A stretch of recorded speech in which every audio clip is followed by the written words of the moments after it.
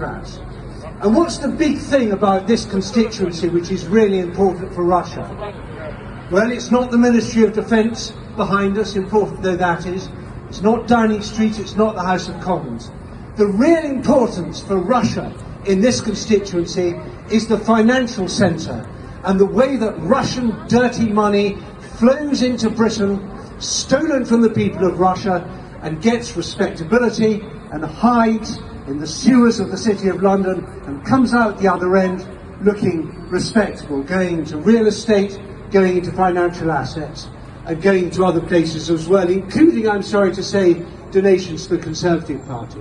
So I'm really grateful, as a British citizen, as a British taxpayer, that Boris Johnson and his government have given weapons to Ukraine.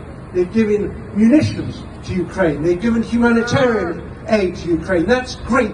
But it's not enough, because we still haven't done the thing we really need to do, which is to close off the City of London, the political system and the legal system to Russian dirty money.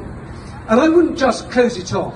I'd go that way, that way, and that way, and that way, to the penthouses and the mansions and the villas and all the property that's owned here by Russians who've stolen that money from the people of Russia. And I'd say to them, where did you get that money and who really owns that property? And if you can't prove that you got that property legally, if you didn't obtain your money legally, you know what we're going to do? We're going to confiscate that property. We're going to auction it, and we're going to put it to a good cause like the rebuilding of Ukraine. There's so much more that we can do in this country, because you're not just fighting for yourselves, you're not just fighting for your freedom and for your sovereignty, you're fighting for the freedom and the sovereignty of all of Europe. There was a great slogan back in 1863. I don't think anybody here remembers 1863, but you can read about it.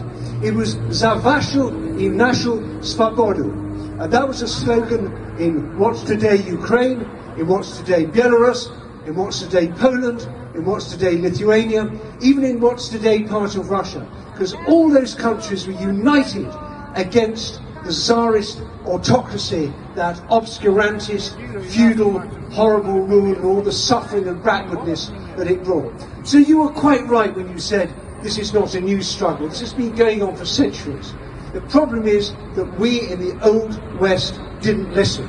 You warned us after 1991 that Russia was still an empire.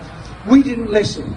Estonians, Latvians, Lithuanians, Poles, Czechs, Slovaks, Ukrainians, all of you came to London, Berlin, Brussels, Washington and other Western countries and said, watch out, Russia hasn't really changed. And we didn't listen. So we need to say a big sorry for that.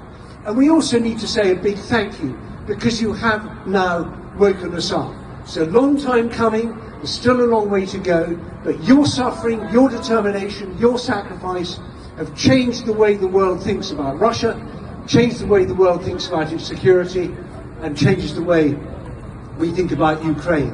So I'm really sorry, I'm really grateful, but we're all really determined, and we're going to do this. We're going to not just save Ukraine, but in the long run we're going to de-imperialize Russia, turn it into a country that's at peace with itself and with its neighbours.